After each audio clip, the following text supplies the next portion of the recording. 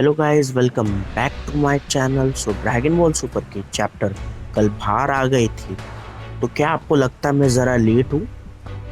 तो चलिए guys, chapter के बारे में आपको बताया जाए।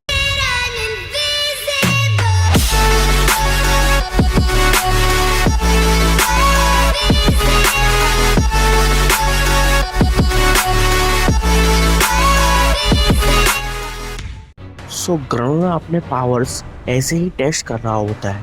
उसको खुद को भी नहीं पता रहता उसके पावर्स के बारे में। वो खुद से पूछता है, क्या ये है वो पावर्स जो मैंने अभी यूज़ किए? ये धमाका सुन के मोनियाटो जाग जाता है। वो सीधा ग्रनोला के रूम की तरफ जाता है और देखता है ग्रनोला वहाँ है क्या नहीं। मोनियाटो ग्रनोला को ढूंढते ढूंढते देखता है उसके रूम से ड्रैगन बॉल ही गायब है। उसे शक हो जाता है कि ग्रनोला ने ड्रैगन बॉल का शायद यूज किया है। मोनियाटो बाहर जाता है और ग्रनोला बाहर देखता है और कहता है, ग्रनोला, ये तुमने क्या किया? क्या तुमने ड्रैगन बॉल्स का यूज किया? ग्रनोला कहता है, हाँ, और मैं यूनिवर्स का सबसे स्ट्रॉन्गेस्ट वॉरियर बन चुका हूँ और अब मैं फ्रीजा को डिफीट करने की काबिलियत रखता हूँ। मोनियाटो ये सुन के चौंक जाता है और वो ग्रनोला से कहता है, इसका मतलब तुमने वो ड्रैगन की कंडीशन को एक्सेप्ट किया ग्रनोला? ग्रनोला कहता है, हाँ, इसका मतलब मोनियाटो को पहले से ही ये कंडीशंस के बारे में पता था, पर उसने कभी ग्रनोला से शेयर नहीं किया और कभी इस बारे में ग्रनोला को कभी बताया भी नहीं। मोनियाटो कहता है कि तुम्हें ऐसा नहीं करना चाहिए था। तुम क्यों रिवेंज के पीछे पड़े हो? क्यों तुम लड़ाई और दुश्मनी चाहते हो? ग्रनोला कहता है, चिल, मैं स्ट्रॉन्गेस्ट वॉरियर बन चुका हूँ, कोई भी सामने आने दे, मेरे सामने वो टिक नहीं पाएगा। मोनियाटो कहता है, ये पावर्स तुम्हारे दिमाग पे मत जाने दो। तुम भले ही आज स्ट्रॉन्ग हो, पर तुम्हें क्या पता कल कोई और हो जाएगा। ग्रनोला कहता है कि मैं फ्रीजा के पावर्स को महसूस नहीं कर पा रहा हूँ नजदीक के प्लैनेट्स में। मोनियाटो कहता है, क्या तुम ये भी कर सकते हो? ग्रनोला कहता है, हाँ, मुझे लगता है फ्रीजा का लोकेशन एलिक से ही पता लगाना होगा। ऐसे बोल के वो सीधा एलिक के पास निकल जाता है। मोनियाटो अपने आप को कोसता है कि ये मैंने क्या होने दिया। जितना ग्रनोला का फायदा हुआ है उतना ही ग्रनोला का नुकसान हुआ है। ग्रनोला अपना स्पेसशिप लेके 9-2-11 हो जाता है। अब कहानी में इंटरेस्टिंग ये है कि वीस को ग्रनोला के बारे में पता रहता है। वो ग्रनोला को अपने स्टिक से ट्रैक करता है। अब साफ उसी बीच गोकू और वेजिटा ओरेकल फिश से कहते हैं, मैं ही हूँ ना जो सबसे स्ट्रॉन्गेस्ट वॉरियर होने वाला हूँ। ऐसे ही वेजिटा और गोकू ओरेकल फिश से ओरेकल फिश को सताते हैं। ओरेकल फिश कहते हैं, मैं नहीं बताऊंगा, मैं नहीं बताऊंगा। ओरेकल फिश वहां से निकल जाता है। हमें ग्रनोला बाल काटते हुए नजर आता है। वैसे भी वो लंबे बाल में अच्छा लग रहा था।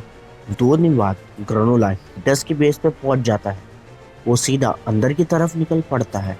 वहां खड़ा गार्ड उन्हें रोकने की कोशिश करता है, पर ग्रनोला रुकता नहीं।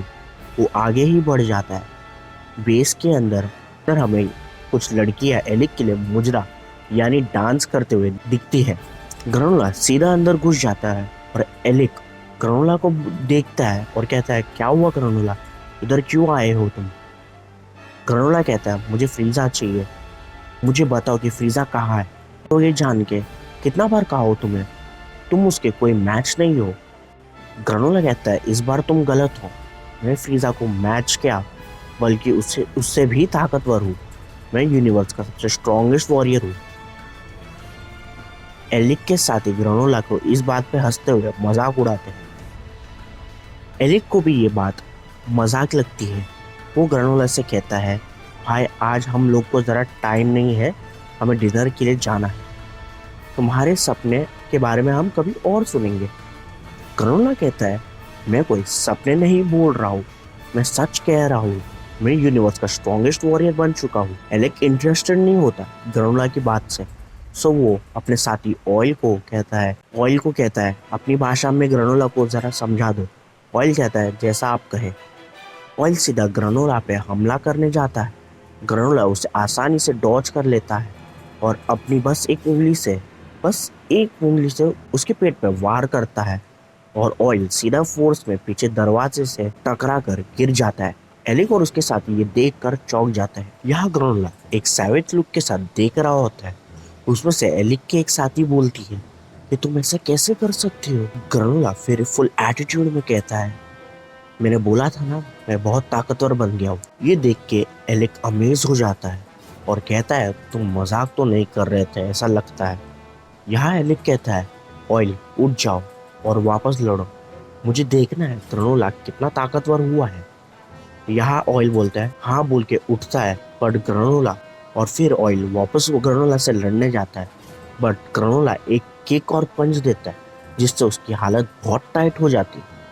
ऑयल फिर से लड़ने जाता है, बट ग्रनोला हर एक अटैक को डॉज कर लेता है जिससे एलिक के एक साथी हैरान परेशान हो जाती है और कहती है, ग्रनोला कैसे हर एक ब्लो को टॉर्च कर रहा है। फिर अपना ग्रनोला अपने 2 फिंगर से लेजर टाइप बीम यूज करता है, बट ऑयल उसे डॉज करता है, बट ग्रनोला एक टाइप का सर्कल बनाता है जिससे ऑयल सीधा जमीन में चला जाता। ऑयल की हालत देख के मुझे बहुत हंसने आ रही थी, प्लस मैकी जो है उसका रिएक्शन देख के तो अलग ही लेवल का मजा आता है। यहाँ एलिक की लड़की साथी थी ऑयल को बहुत गंदी तरीके से पछाड़ रहे हैं। यह ग्रनोला कहता है, बस हुआ, या तुम्हें और कुछ देखना चाहते हो? मेरे पावर और मैं तुम्हारा कोई दुश्मन नहीं हूँ। वहां से एलिक कहता है, रुको जरा, सबर करो, बोला धक्का बुक्की नहीं करने का, आराम से लेने का। और फिर कहता है, मैकी जरा ग्रनोला से लड़के दिखाओ, मुझे देखना है वो कितना स्ट्रांग हो गया है। यहाँ ऑयल बहुत गुस्सा हो जाता है और कहता है, तुम जैसे छोटे कीड़े मेरे सामने कुछ नहीं, और एक बड़ा सा वॉल ग्रनोला पे फेंक देता है, बट ग्रनोला उसे आसानी से डिसअपियर कर देता है, लाइक हाकाई जो बीरस यूज करता। हाँ, बट ये कुछ और है गाइस, हाकाई नहीं, बस उसके जैसे लगता है। यहाँ ऑयल का मुंह बंद हो जाता है। फिर यहाँ मैकी कहती है, ये तुम्हारा कोई जादू है जो तुम यूज कर रहे हो? मैं तुम्हारे 2 टुकड़े कर दूंगी और देखूंगी तुम किस चीज से बने हो। हाँ, मैकी सीधा अटैक करने जाती है, बट अपना ग्रनोला एक सिक मूव यूज करता है। कैसे? तो वो उसका स्कार्फ यूज करता है और मैकी के हाथ बांध देता है और उसको सीधा फेंक देता है। जैसे मैकी को वापस फेंकने जाता है तभी वहाँ गैस आ जाता है, उसके स्कार्फ को अपने हाथों से काट देता है। यहाँ मैकी कहती है, थैंक्स गैस, मुझे बचाने के लिए। ये ग्रनोला तो रियल डील है। फिर ग्रनोला अपना स्कार्फ पहनता है। यहाँ एलिक कहता है, हाँ मुझे अब पता चल गया है, तुम स्ट्रांग हो गए हो। और फिर एलिक कहता है, गैस तुम्हें ग्रनोला से लड़ने की कोई ज़रूरत नहीं, मुझे दिख चुका है ग्रनोला कितना स्ट्रांग हो गया है। फिर यहाँ एलिक कहता है, बट यहाँ एलिक कहता है, कोई भी पता लगा सकता है, कुछ तो है जो तुम्हारे बारे में अजीब लग रहा है कि तुम्हें इतना पावर अप कैसे मिला और इतने कम टाइम में, और तुम्हें क्या हो गया है? कहता है, मुझे तुम्हें बताने की कोई ज़रूरत नहीं। एलिक भी बहुत स्मार्ट होता है और कहता, हम तुम्हें क्यों बताएं कि फ्रीजा कहाँ है?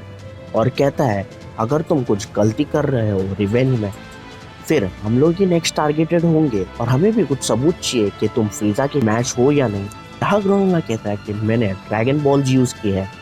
यहाँ एलिक कहता है, मुझे लगा ही तुम्हारे प्लैनेट्स पे भी ड्रैगन बॉल्स है ना ग्रनोला? ग्रनोला कहता है, हाँ।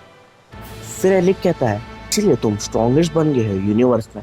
यहाँ ग्रनोला कहता है, बराबर बोला तुमने। ये चीज सुन के एलिक सेटिस्फाई हो जाता है और कहता है कि मुझे बस इतना ही सुनना था, बट अब तक मुझे पता नहीं कि फ्रीजा कहाँ है और उसकी एग्जैक्ट लोकेशन हमें फिलहाल पता नहीं। हमें फ्रीजा को ढूंढने जरा टाइम जाएगा, जरा शांत हो जाओ, मैं तुम्हारे साथ टच में रहूंगा। यहाँ ग्रनोला कहता है, ठीक है बट जल्दी करो, मेरे पास ज्यादा टाइम नहीं। यहाँ एलिक कहता है, बता सकते हो कि इतनी जल्दी क्यों है तुम्हें ग्रनोला? ग्रनोला कहता है, मेरे पास ज्यादा टाइम नहीं है जीने को। एलिक कहता है, बट अब तो तुम 50 साल के हो और सिरिलियंस तो 1 से 2 सेंचुरी जी सकते हैं, है ना? बट ग्रनोला यार कहते, मैंने मेरी बची हुई ईयर सैक्रिफाइस कर दिए इस पावर के लिए। एलिक यहाँ हैरान हो जाता है। फिर यहाँ आता है फ्लैशबैक जिसमें ड्रैगन यानी कि टोरनबो बोलता है कि मैं तुम्हारी पावर मल्टीप्लाई कर दूंगा जितनी तुम्हारी लाइफ टाइम है। ग्रनोला कहता है, तुम कहना क्या चाहते हो? टोरनबो कहता है कि मैं तुम्हारी लाइफ स्पैन कम कर दूंगा, उससे तुम सबसे ग्रेटेस्ट वॉरियर बन जाओगे यूनिवर्स में। ग्रनोला कहता है, मेरे पास फिर कितने साल होंगे? टोरनबो कहता है, 3 साल। फिर सीन वापस आता है एलिक और ग्रनोला के ऊपर। फिर यहाँ मैकी कहती है, तुमने अपनी लाइफ सैक्रिफाइस कर दी सिर्फ फ्रीजा को हराने के लिए? ये चीज बहुत इंसेन है। ग्राउंड निकल जाता है और कहता है मैं वेट कर रहा हूँ एलिक। फिर एलिक और उसके बाकी सब साथियाँ खाना खाने बैठ जाते हैं। फिर यहाँ ऑयल कहता है हम क्या करने वाले हैं, क्या हम उसे फ्रीजा के लोकेशन के बारे में बताने वाले हैं। मैगी कहती है इतना चिंतित है फ्रीजा के लोकेशन का तो हम हमारा काम कर सकते हैं बिना उसको मस्का लगाए। यहाँ एलिक कहती है इडियट, अगर उसने फ्रीजा को हरा दिया तो वो नेक्स्ट फ्रीजा आर्मी का बॉस बनेगा और वो जगह हमारे हीटर्स की है। मैगी कहती है सही बोल रहे हो। एलिक कहता है कि वो फ्रीजा आर्मी को भी खत्म करेगा और ये चीज हमारे लिए बुरी न्यूज है।